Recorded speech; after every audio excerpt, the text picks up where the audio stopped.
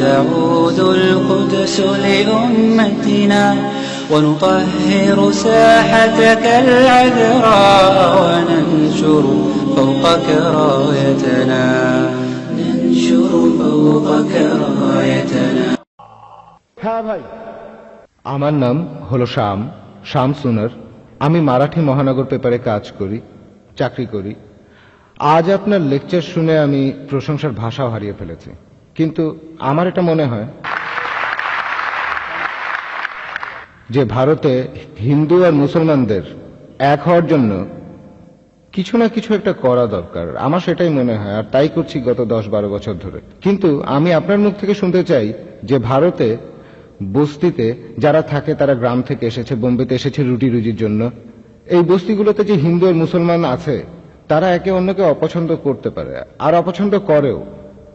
এখন এই অপছন্দগুলোকে দূর করার জন্য আপনার কি মতামত?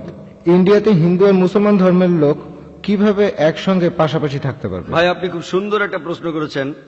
এই ব্যাপারটাতে আমার মতামত কি যে আমরা কিভাবে হিন্দু আর মুসলমানদের একতা আনতে পারবো, কিভাবে তাদের একত্রিত করতে পারবো, এর উত্তরে আমি বলবো আমার একটা ভিডিও লেকচার আছে হিন্দু ধর্ম আর ইসলামের সাদৃশ্যগুলো নিয়ে। আমি বোম্বে লেকচার দিয়েছি, চেন্নাইতেও লেকচার দিয়েছি, ইন্ডিয়ায় অনেক জায়গায় লেকচার দিয়েছি। আর সেসব জায়গায় আমি দেখেছি যে হাজার হাজার মানুষ সেখানে এসেছে। বোম্বেতে এসেছিল 20,000 লোক, চেন্নাইতেও তাই, আর অন্যান্য জায়গাতেও একই অবস্থা ছিল। অনেক অমুসলিম সেখানে উপস্থিত ছিলেন। হাজার হাজার হিন্দু আমার বক্তৃতা শুনতে এসেছিলেন। আর তাদের অনেকে আমাকে বললেন যে ভাই জাকির, একজন হিন্দু আমাকে বললেন, আমাদের এই হিন্দু ধর্ম সম্পর্কে গত 40 বছরের জীবনে আমি যেটা জানতে পারিনি সেগুলো 4 ঘন্টা জানতে পারলাম। আমি এক্ষেত্রে কোরআন মেনে চলি, যেটা আছে সূরা আল ইমরানের 64 নম্বর আয়াতে,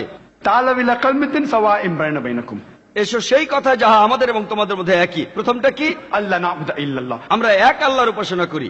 আমাদের বুঝতে হবে, আর এটা কখনোই মনে হয় না যে হিন্দু ধর্ম একই জিনিস, ইসলাম ধর্ম একই জিনিস, খ্রিস্টান ধর্ম একই জিনিস।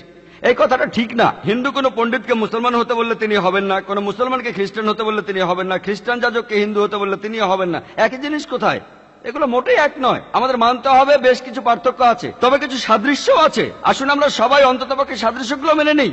পার্থক্যগুলো না হয় থাকলো, আমি যেটা বলি যে আমাদের ধর্মগ্রন্থগুলোর মধ্যে হতে পারে সেটা ভগবদ গীতা, হতে পারে বেদ, হতে পারে উপনিষদ, বাইবেল, কোরআন।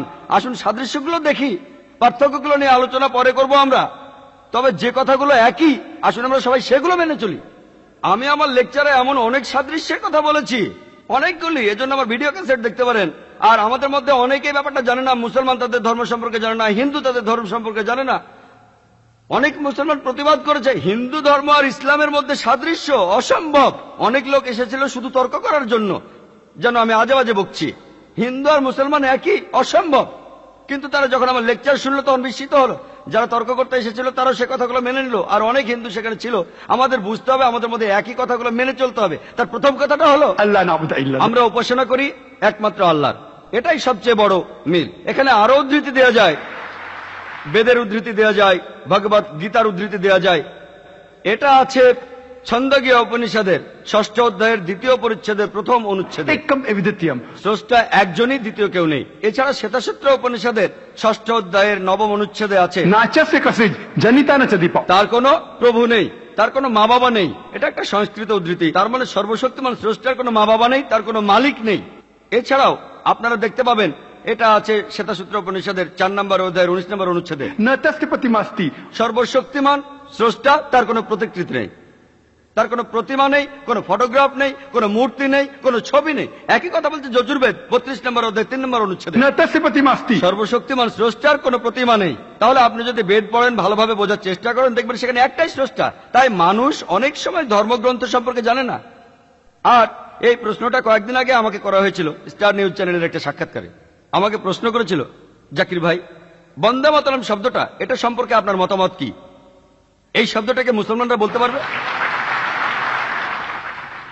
আমি বললাম মুসলমান বলতে পারবে কিনা সে ব্যাপারে পরে আসছি, আগে বলি হিন্দু ধর্ম কি বলে। তিনি প্রথমে বোঝেননি আমি কি বলতে চাচ্ছি। আমি বললাম বেদের পণ্ডিতরাও বলবেন, বেদে বলা আছে যে স্রষ্টার কোনো প্রতিমা নেই। তাই আপনি যখন বলছেন বন্দে মাতরম, অর্থাৎ এই দেশ, আপনার মা তাকে স্রষ্টা বলছেন। এখানে পণ্ডিত লোক, আমি সাধারণ মানুষের কথা বলছি না যারা ধর্মগ্রন্থ সম্পর্কে বেশি কিছু জানেন না, তবে পণ্ডিত কাউকে জিজ্ঞাসা করেন, তিনি বলবেন বন্দে মাতরম আর বেদের কথা পরস্পর বিরোধী। কারণ বন্দে মাতরম কম করে হলো 3 জায়গায় বলছে আমি তোমার সামনে নতজানু হই, আমি তোমাকে পুজো করি। আপনারা দেখবেন আর্য সমাজ আর এছাড়া অনেক বিখ্যাত পণ্ডিত, তাদের মতে বেদের কথা অনুযায়ী মূর্তি পূজা করা নিষিদ্ধ। আপনারা দেখবেন ভগবত গীতার 7ম অধ্যায়ের 20 অনুচ্ছেদে আছে মূর্তি পূজা করা সম্পূর্ণ নিষেধ। তাই হিন্দু ধর্মগ্রন্থগুলো দেখলে বুঝতে পারবেন দুর্ভাগ্যক্রমে হিন্দুরা এখন প্যান্থেইজমে বিশ্বাস করে, তবে বেদ কিন্তু বলছে একজন স্রষ্টার কথা।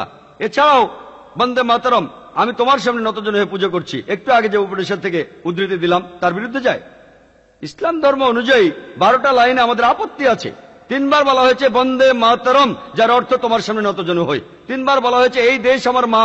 3 বার বলা হয়েছে আমি তোমার পায়ে চুমু দেব। 3 বার বলা হয়েছে এদের স্বর্গীয়, দেশের হাসির কথা, স্বর্গীয় হাসির কথা। দেশকে বলা হচ্ছে লক্ষ্মী, বলা হচ্ছে দুর্গা। এই সবকিছু আপত্তিকর। আমরা মুসলিমরা এদেশকে ভালোবাসি, কিন্তু সর্বশক্তিমান আল্লাহ ছাড়া কারো কাছেই মাথা নত করব না।